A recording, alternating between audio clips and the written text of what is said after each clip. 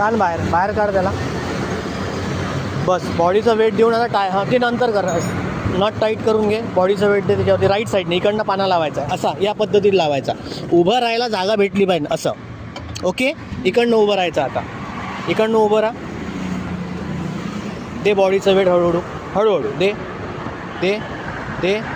बस same pressure याच्यावर दे. उभं राहा. बस उभं राहा. बस दे. बस पुन्हा त्याला दे. बस पुरे. नॉर्मल उभं राहा. फक्त राहा उभं. बस ठीक आहे. उभं राहा. बस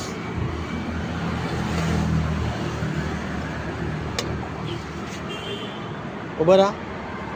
बस ठीक आहे. म्हणजे बॉडीचं वेट दिलं. तू कर आता. इकडनंच राहा ना. पायामध्ये फक्त स्लिप नको व्हायला म्हणून आपण शूज घालतो ड्राईव्ह करताना. सँडल स्लिप झाली की ते पायामध्येच घुसतो. बस झालं. त्याच्या खाली लाव. हां त्याच्या खाली अपोजिट. हां उभं राहा. हां लाव तसं. थोडं बहुत खालीवरती असलं चालतं. हां लाव ना तसं. बस उभं राहा. उभं. बस झालं पुरे. हां तिकडे हां या साईड. थोडं वरती कर पाना असं. राहा उभं. बस ओके. 50 किलो तर आहे ना तुझं वजन. 55. हां बस झालं पुरे आहे. हिचं 70 असेल आहे ना.